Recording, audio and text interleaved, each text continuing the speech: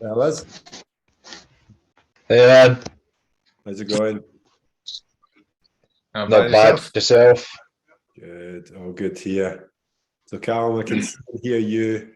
Andy, James, there's James. I can see you now, James. Yeah. Good. Andy and Ryan, I can't see you guys yet. Yeah, I've no idea why the camera's not working. I've not a clue why. I think I can send you a wee thing and see if it works. It's asking me, would like to access camera. Okay, cool. Hey, there we go. Ryan, Yeah, I think, is that coming on for me? I can see you now. Yeah. Zoom gives me a power trip when it's like people are waiting in a waiting room. I feel like you two, James and Ryan are both dentists. I feel like you guys just sitting here, just like, I'll keep them waiting and then I'll let them finish. Only power trip I get, sadly. It gives me palps. It gives me flashbacks from COVID. Yeah, I get that as well a little bit. I had to cancel Zoom for quite a while, but I'm okay with it again now. But yeah, there was a period where I was like almost PTSD when I kind of logged into it. It was brutal. Yeah. I think there's maybe one or two more going to try and come. So maybe give them another couple of minutes, and then John's just messaged say he can't come. That's fine. I think Reese and Luke are going to try and jump on, but if they're at more than 5 minutes behind, I'm just going to crack it off on them because they're better to watch it than interrupt. So Andy, you were in the supermarket today getting shopping? It's done. It's done. It's going to work really well. What you bought is going to work really well with this vegan nutrition plan I've set us up for. Approximately 99% meat in that. I think I saw one paper. That could be a problem. Yeah, absolutely. No veganism encouraged in this call. I only showed the good bit of my shopping. So that was my half.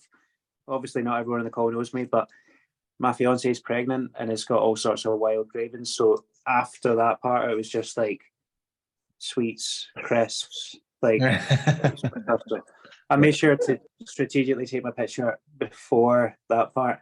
Easter eggs from the reduced diet, like anything you can get your hands on. Wild behaviour. But I think we're just going to dive into it because that's 5 minutes. I don't want to keep you guys all on a Sunday night. I appreciate you giving up your time. I take it when you logged in, it said recording in progress. Yeah. It's good. That's good because then I can just send it on to them. But Andy, I'm glad you've got a pen there. I was actually meant to say I would maybe grab a pen and a wee bit. Oh, Ryan's got a notebook and pen as well. Good. I don't have any paper though. That's the problem. Okay, just the back of your hand will be fine. Or the wall. Just the wall beside you. Do it on the wall beside you. That'll be ideal. I'm going to share my screen if I can remember how. Share screen. This is always sketchy, right? Share screen. Oh, quick. Yeah, we're okay there. We're okay. Straight in. Right. Hey, there you go. There's a pretty picture of a tree.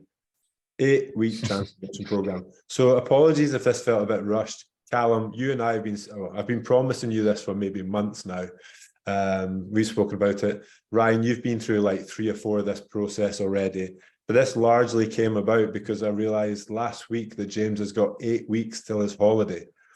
And there's like 4 or 5, well, I think we've got 8 in the group. There's quite a few around just now who are ready for something like this. So when it was like 8 weeks to James's holiday, let's make it happen. So it might have felt a bit rushed. It's because it was quite rushed because these things tend to be like fairly organic when they kick off. So yeah. I appreciate you trying to get me beach fit, Jamie. That's it, exactly. Got to get you ready. Ready Portugal, right? That's it. For those speedos. One of my clients I'm not sure about that. Well, one of my clients is going to France in the summer. It's Jill, right? Ryan, it's Jill. She was telling me that's right, one of the places they're staying, you have to wear speedos. Like it has to be speedos in the pool. But you can't go in. Like, No. Who made that rule? Jono's going to love that. So he's been training hard for it, right? He's been training hard. But hopefully not the same in Portugal, James. Hopefully not the same in Portugal. No, not last time I was there. Hope you check the small print. It's a family-friendly resort. It's not an adult resort, so I'm sure it'll be fine. I just want to take a note on where that is in France. If you don't- So you don't go, or so you can go. So, yeah, go with immediate effect. Get a flight tomorrow morning. Right. So loose idea of what we're going to do. So I want to try and make regular check-ins because it really helps. So week 1 set up. Week 2, I thought we could chat about training. Thought you could use this week. Callum, I know you're kind of getting back into the gym and things like that. Andy, I know you've long-term experience with the gym. James, you're with me, have been for a while. Ryan, you've had a little bit of break from gym training to go towards marathon training, but back in it now. But I thought this week, use this week to set things up, and then we can speak a little bit more in depth about training next week. On this call today, I'm going to give you, I guess, a 2-week task around nutrition to go away with.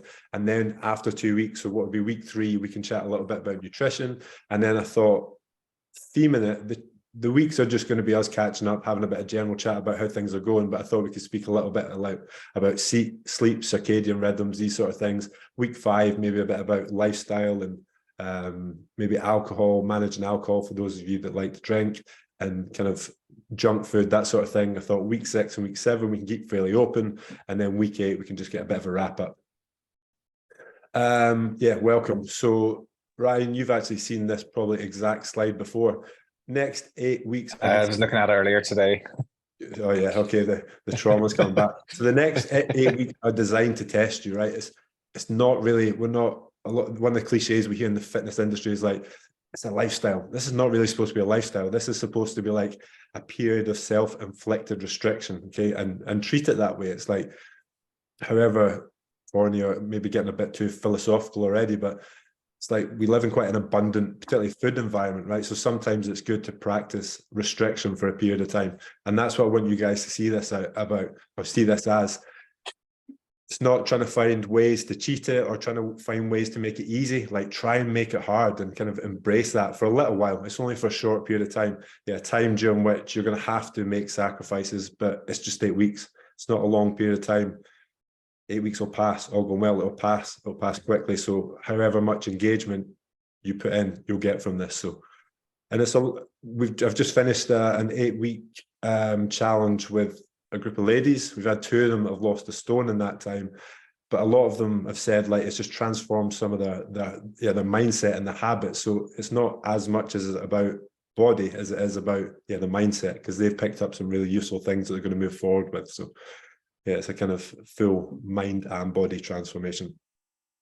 So the plan is complete 4 exercise sessions per week.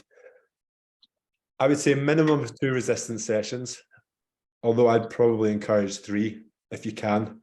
Otherwise, 2 resistance sessions and 2 cardio-based sessions, if not 3 resistance and 1 cardio. And I've got a program for you for both resistance and cardio.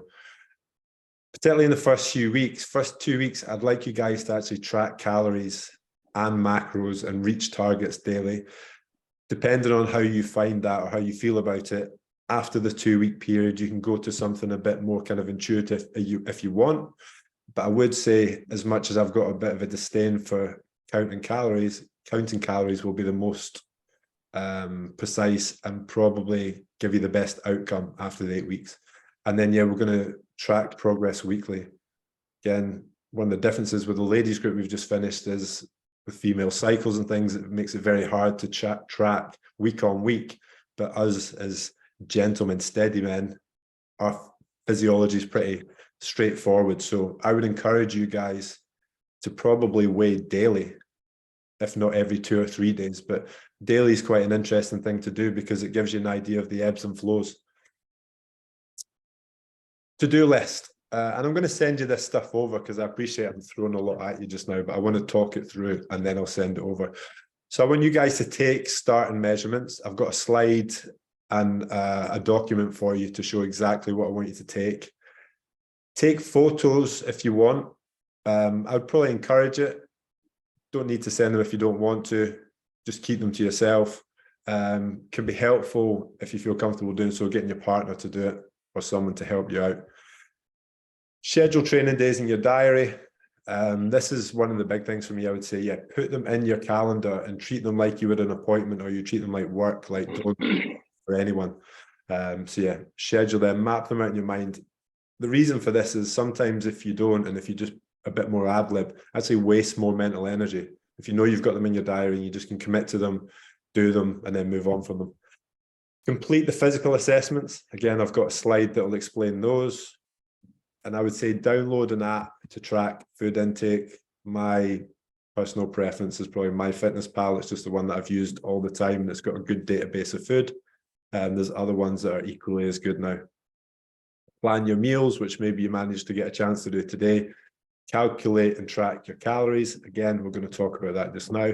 And then there's a little bit, and this was more specifically for Mr. Social Butterfly Ryan here, share pre-agreed social occasions and agree a weekly alcohol consumption.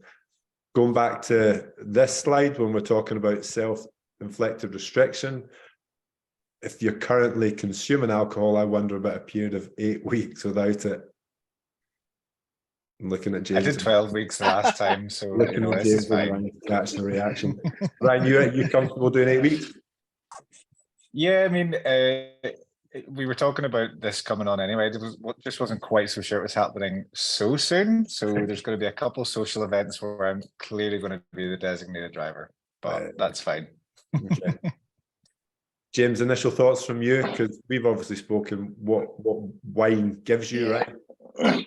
Yeah. I mean, I enjoy a glass of wine. I enjoy a bit of chocolate. I enjoy unhealthy foods. So I suppose my concern is willpower. For, stumbling at the first hurdle. I mean, it's all doable. It's all achievable. It's just, I suppose, having the strength of character to do it, because I've done it all before. But it's actually staying motivated, I suppose. James, I guess knowing how competitive you are, I mean, we spoke about your, was it 300,000 step challenge? Is it something like that? Something like that, yeah. But that was an easier one to pick off than something like this. That was just going out for a walk. Say that again? Oh, that was an easier one to nail because I was just going out for a walk. You say that, you're out at like 11 p.m. at night getting your steps in. So there's obviously an element of like, and if you know other people are doing this, hopefully that kind of assists with the willpower at least. Yeah, accountability, I suppose. Yeah, hopefully. So yeah, agreeing that. And then paying the deposit, I'll quickly move on to that because obviously I've not spoken about money yet. This is to do with the prize. This is what I thought, and I'm completely open. If you guys aren't particularly keen for it, it's all right. But I wondered if we all chipped in $50. Person who makes the best transformation gets $250, second gets 100, third gets 50. I thought it would give an extra bit of skin in the game. Winner based on bodily changes, but also not solely that, because we're maybe not going to see, we'll hopefully see some impressive body changes, but maybe more so based on the adherence to nutrition training plan and just overall effort, because I'll get an idea of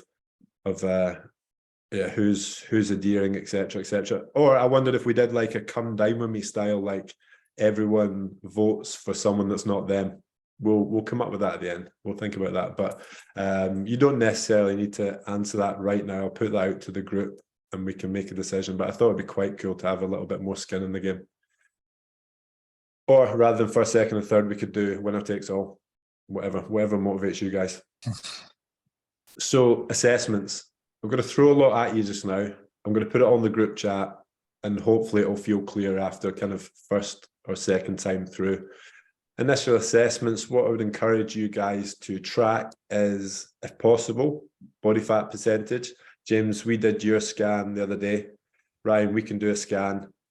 Callum, at your new gym, they would probably offer this service if you wanted to do it. If it's something that you're just not comfortable doing there, no need to do. Andy, same, you could probably get this done at yours, or if any of you got even bioelectrical impedance scales or something like that, it can give you a general idea. They're not the most accurate, but it would give you a general idea. Then scale weight, tracking scale weight, girth measurements. So we're talking chest, before there's any comments, chest, upper arm, waist, and thigh. Perceived well-being, I'll explain that in a minute. And then there's simple things like strength, your resting heart rate, fitness levels. I've got a good fitness test for you, which James, you did the other day. And step count is something we're just going to monitor, I guess, more than track. So girth measurements, I'll send this slide. We're looking for upper arm, waist, thighs, and chest. That's our 4 sites. Subjective well-being scores. I quite like this as we've got a lot of objective measures when it comes to health. I quite like this because when people come to me, they say, I want to feel better. I want to feel this. I want to feel that. It's like, how do you measure that? For me, it's probably something like this. Scoring categories out of 10. So here I've got exercise habits, sleep habits, nutrition habits, stress levels, motivation, and energy. Scoring them out of 10 where they are just now. And then maybe every kind of, just now I've got it set up. So you'll do 1 just now and then 1 at the end.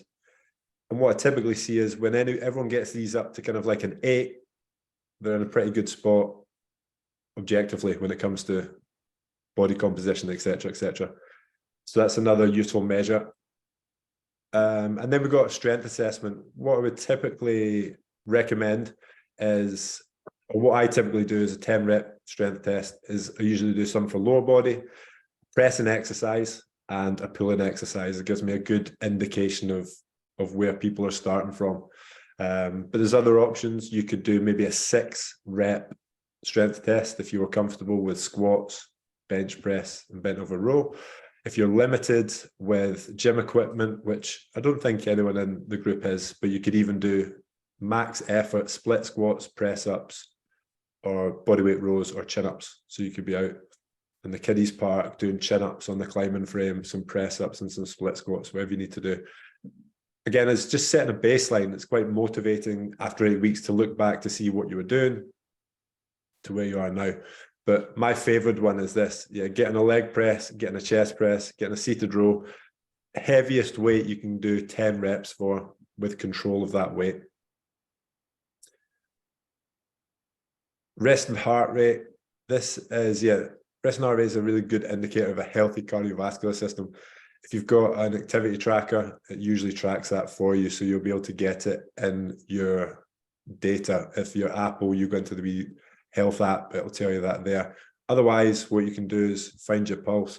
So if you don't have a fitness tracker, it's just, I would go first thing in the morning when you wake up, 3 mornings in a row, just measure your pulse. What to do is you can either set a timer for 60 seconds and just count it, or you can just do 15 seconds, times it by 4. It's just good to have an indicator of fitness levels and again, cardiovascular health. For me, we want to see under 60 beats per minute. Anything under that is a good measure. Anything over that, 60 to 80, probably a little bit higher than we'd like it to be. Anything north of 80, it's something that needs addressed. 12-minute fitness test. James, we did this on Saturday, right? Ryan, I'm sure you've done a variation of this before. I know you've spent up to an hour, if not longer, in the air bike, so 12 minutes will seem like nothing, but it's one of those things. If you guys have ever done a 400-meter run, 400 meters isn't that far a distance, but it's like, it's a distance you can kind of sprint, but you can't really sprint, so it wipes you out. So 12 minutes is the same. You feel like you can go really fast, but then it's actually quite hard. So if you've got access to an air bike, it's a good thing to do it on. I like it because it's full body. If you haven't got an air bike, I would say either a bike or a cross trainer. Of the two, I would probably prefer a bike, but a cross trainer is a good option as well because that is a little bit more full body than the bike. So yeah, it's 12 minutes, going as fast as you can. If you've got, again, a tracker, like a heart rate monitor or like a strap heart rate monitor would be ideal. Otherwise, any kind of fitness tracker should give you an idea of it. But we're looking at the distance. It's one of the easiest things to measure. So if you're doing it on the air bike, you're doing it on the bike of the cross. Yeah, I think cross trainer tracks distance as well. Just take a note of the distance. That's probably one of the most useful things to track. And step count.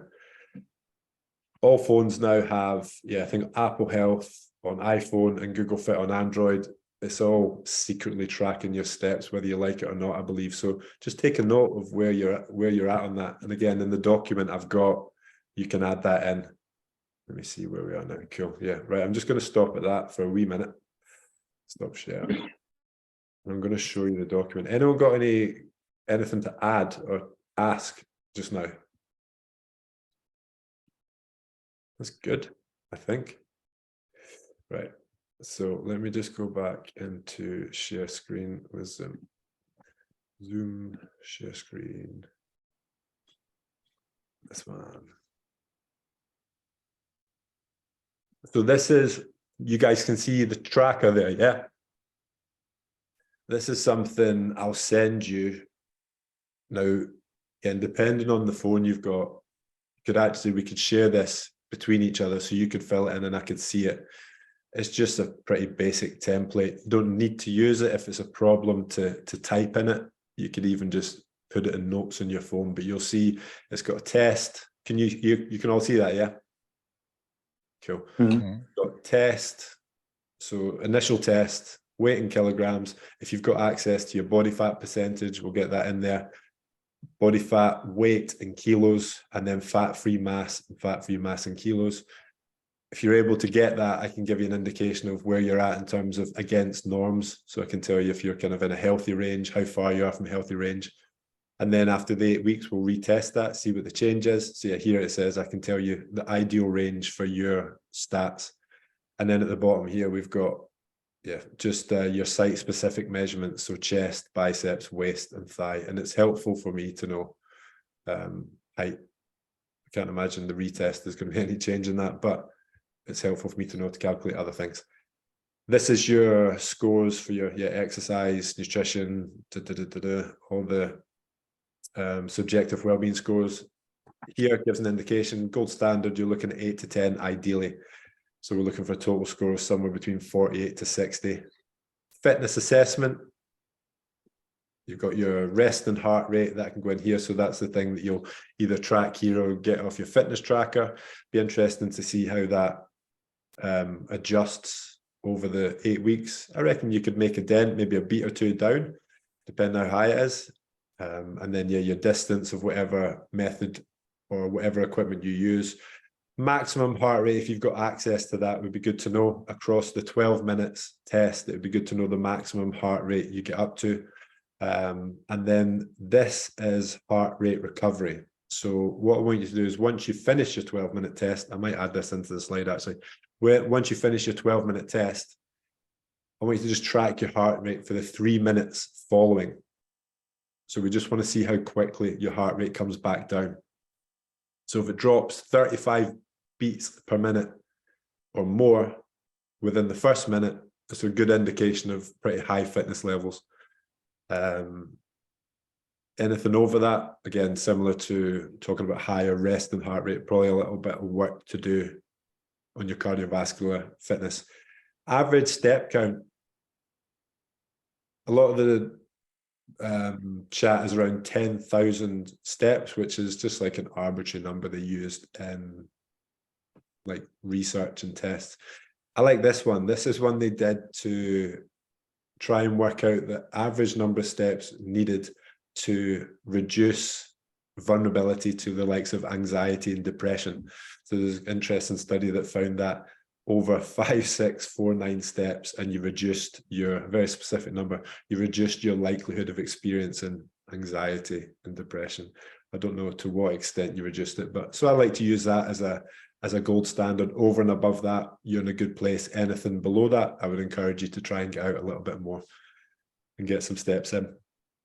And then, yeah, you've got your leg strength, upper body strength, upper body pull, upper body push, initial assessment, retest, and then it means we can track the percentage increase, and depending on what equipment you use, we've potentially got gold standards we can use against your body weight, so we can give you something to aim towards. Might not be something you'll get in the next 8 weeks, but it's something you can aim towards moving forward. So I'm going to stop sharing again. That all okay? Cool. Yeah. Right. Go back in. So we're going to do a little bit around calories now. I guess I could just give you guys the numbers, but I thought it might be quite helpful for you guys to understand a little bit about this, because it means in future, if you ever wanted to calculate it again, you could do it yourself. So when we're talking about calorie requirements or daily energy needs, I probably like to talk more about energy than calories because of the association with the word calories, but daily energy needs, it's made up of 3 main things. So we've got our basal metabolic rate. Our basal metabolic rate is the energy required for basic physiological function when we're resting. So this is like if you were to lie in bed all day, your body still needs to do various things. This is what's called a basal metabolic rate. So there's 70% of our daily energy expenditure goes towards that. We've also got thermic effect of food. So actually ingesting and digesting food requires a certain amount of energy. Yes, we've got a pug in the house. Pug has joined for the call. So thermic effect of food, yeah. Energy required to digest and absorb food takes anywhere between 5 and 15% of your daily intake of calories. And then you've got what we call activity factor, which is sometimes broken down into just general activity and exercise, but I like to just lump it into one. So depending how active you are, 15 to 25% of your daily intake needs go towards your activity factor. So when it comes to calculating your basal metabolic rate, if you remember, that was the figure we need here to function at rest. This is the formula, okay? Now, you don't necessarily need to do this just now, but if you want to do it on the call, you can. I'll send you over the slides so you can do it. But if you wanted to practice, figure it out just now, you could. So it's 10 times your body weight in kilos plus, and if you're doing this in a calculator, you need to bracket it all off, right? So you do brackets 10 times whatever you were in kilos plus bracket 6.25 and your height in centimeters minus 5 times your age in years rather than months, days, minutes, and then plus 5. So just an example, if you're 90 kilos, 10 by 9, 900, you then add that to the sum of 6.5 times if your height was 180 centimeters. You then take away 5 by 35 if you're 35 years old, and then add 5, and that gives you your basal metabolic rate. So that's the minimum amount of calories you need to function. We then need to take into account activity levels. So accounting for activity levels, if you're someone who's fairly sedentary, so we're talking about someone who maybe goes to the gym a couple of times a week, but outside of that is fairly inactive, maybe a desk job, these sort of things, not particularly high step count, we would times that total by 1.2. If you're lightly active, so say you're up on your feet a little bit more, be by 1.375. Moderately active, that's someone that's maybe going to the gym maybe 4 or 5 times and maybe a step count of kind of say 7, 8, 9, maybe 10,000 a day. And then very active, you're talking about someone who's like a laborer, so someone who's physically active all day, every day. So I'll let you guys decide what category you would put yourself in.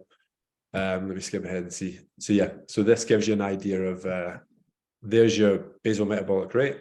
Let's say you're moderately active, you do times 1.55, and that gives you your total maintenance calories. So maintenance calories is when we maintain our body weight. So we want to reduce some of that, okay? So to create a deficit, when we look around the research of how much of a deficit to create, no, got it there, it's okay. Yeah, it's there. So we ideally want to be around 20 to 30% of a deficit, okay? So anything less than 20, it's probably going to be quite slow progress, not going to be the most motivational. Anything over 30% is manageable, but it's probably not going to be very comfortable and therefore makes it a bit more challenging to adhere to. So again, I've thrown a lot of that at you. I'll send you over the slides and you can work through it. Obviously, if you've got any questions or you struggle with it, ping me a message, you can sort it out. Alternatively, you could just go in an online calculator and it'll do it for you.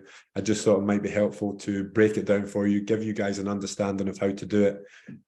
Important thing to remember as well is this is just an estimate. So we're going to figure out, it's an estimate of where to start. The scale will give us the indication of how appropriate that level is. We want to see a downward trend, I would say after maybe 4 or 5 days of sticking to those calories. If you're not seeing that, it might be worth just knocking off an extra 100 or 200.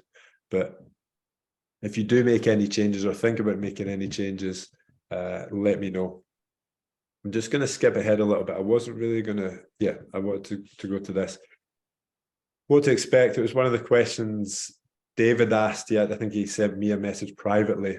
He was asking about kind of realistic rates of weight loss. This will give you an indicator. So for me, if you've got everything in line, you're adhering to what we believe is a calorie deficit, you're training appropriately, getting a good amount of sleep, you can expect to lose 1 to 1.5% of your body weight per week over the course of 8 weeks. If it's a 75 kilogram person, you're talking like almost close to between a stone and 2 stone in 8 weeks, which is definitely doable. We've seen that in the ladies group.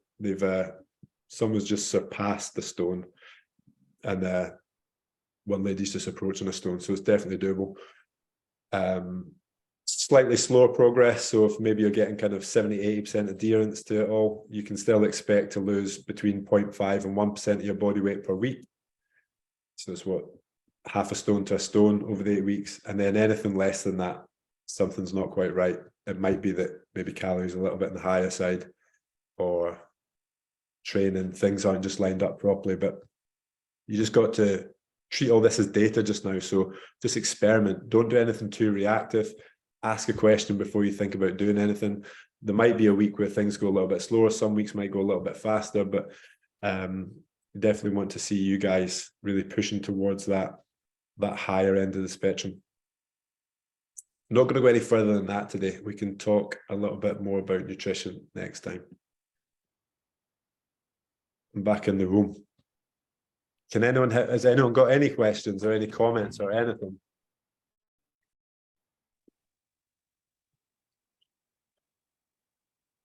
Zero.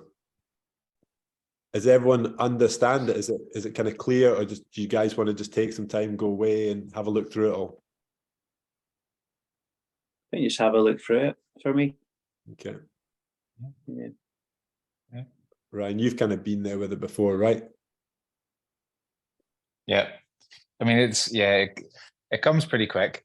I think the thing that I struggled with last time was logging everything, and like particularly the food and calories and stuff. But after a couple of days, once you get used to that, it definitely feels, you just get into a habit of it more than anything.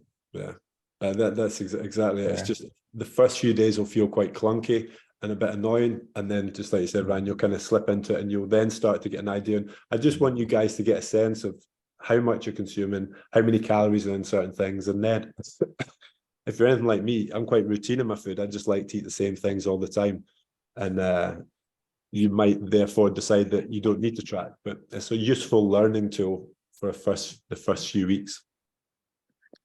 James and Callum, That's something. Oh. Good, no, That's something that I definitely found hard, was that it was you got used to eating the same things all the time.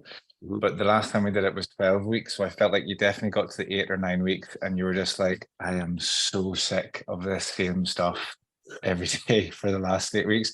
So definitely, I think sharing ideas or sharing meals and stuff would help, because it just brings up a bit of variation. Mm-hmm. Sure. James, Yeah, Callum, I'm interested to check with you two. James, have you counted calories before? Yeah, years ago, and to be honest, it was a real pain, and Yeah. and especially when you're just trying to show on a lot of other things in. Yeah. I mean, I don't know if there's kind of anything. You've got your wee menu book, your kind of cookbook. I don't know if that's got kind of calories already counted in that, or Yeah. so I suppose it's just getting kind of, like you're saying, regular options that you don't have to think about. If you can even do that a few times a week, then it'll take a lot of the hassle out of it. Yeah. And I purposely don't really talk about calories that much, and I don't have calories in that cookbook because I don't want to kind of set that. Although all menus and things have now got calories on them, right? So maybe I should update it. But yeah, I don't really like to be too fixated around that, because I personally never count calories. I think the people that like lead the research around health and well-being and nutrition, I know for a fact the majority of them don't count calories. They've got a sense of what's in food, so they don't need to. And I guess that's the hope for you guys, just to get a sense of what you're doing right now, get a sense of everything that's in food, use it for the useful tool that it is for a few weeks to understand where you're at, and then adapt from there. Callum, what about you? How do you feel about doing something like that? Yeah, I've got no experience with counting calories whatsoever. I've never really been into that at all. So this is going to be new. I have used like MyFitnessPal before, Yeah. So I'm quite used to using that, but I never really looked at the calories. I was just using it as a food diary, basically. Okay. So it'll be a useful thing just for a few weeks, just to get a sense. And like I said, in 2 weeks' time, I would encourage you guys to try and commit to it as much as you can for 2 weeks. As a ball ache, it's got its limitations, and that, like, if you're out for a meal, it's like, what the fuck do I do? You can't exactly go and ask the chef just to give me the calorie breakdown. So some of the time you're going to be guesstimating. What I would say is the times you're guesstimating, over guesstimate, because the temptation is to under guesstimate, so it all reads better. Just try and over guesstimate just initially when you have to guesstimate, but try and be as accurate as it allows. But yeah, it's got its limitations. It's frustrating, but again, it's part of the challenge, right? Just try and get a couple of weeks of it under your belt. And there might be one or two things you're like, oh, Jesus Christ, I didn't realize there was so much calories in that. It might make you think about having a bit less, or maybe removing it. So it'll be a worthwhile experiment. So I'm going to ping a whole bunch of stuff over onto the chat now. I'm going to send over the assessments. I'm going to send over that form. I'm going to send over a cardiovascular training program, and I'm going to send over a resistance training program. And you guys can have a look at it, fire back with any questions. But I guess priority for certainly the first couple of days this week is get in the gym, do a strength assessment of some description, get a base level of strength, do the fitness assessment. Might be worth doing them in a separate day. It's up to you. And start tracking your calories. All sound doable? Right. Yep. Nice. Last time you recommended supplements. Do you think that would help and be beneficial this time as well? Let's chat about that let's chat about not on the nutrition week. So I guess in 2 weeks' time, we'll talk about supplements. Yep. I'll maybe put some things in the group. I'd definitely recommend a protein powder, whether you choose to use a whey protein or a kind of vegan blend. I'm quite a big fan of Huel just now. I don't really like the marketing. If you sign up, they call you a hooligan, which I find offensive. I didn't sign up to be a hooligan. I don't want to be called a hooligan. So yeah, apart from that, it's a good. One of the challenges you find with vegan proteins is they don't have a full range of amino acids, which is very important for muscle building and things like that. So you can't just buy any old vegan protein. But Huel, despite calling me a hooligan, are probably a brand that are worthwhile because they've got good amino acid profile. Aside from that, fish oil, a good thing to take. And we're coming into summer now. I'd usually recommend a vitamin D. Probably no need for that just now. Debatable. And some people like to use a kind of greens or multi-green. I don't think it's a bad thing to use. I'd probably recommend it if you want to fork out. There's options that are more expensive, something like Athletic Greens, which is a really cool product. I've used quite a few times, but don't use all the time because it's like $70 a bag or something. And then you've got ones that are available on Amazon that are probably equally as good as a new one. I can maybe send a link to as well. That's decent. But yeah, I'll maybe remind me of that, and I'll ping some stuff over about supplements as well. But the chat, I'll be getting kind of a few pings. I'll drip feed some over tonight and then some over tomorrow. Right, man. Thank you very much. We're done. 40 minutes Yeah. of your time on a Sunday night. I appreciate that, guys. Thank you. Okay, thank you. Excellent. Thank you, Jamie. Cheers, Pat. Cheers, Jamie. Cheers. See you Yeah, later. guys. Speak to you in the Have a chat. good day. Bye. See ya.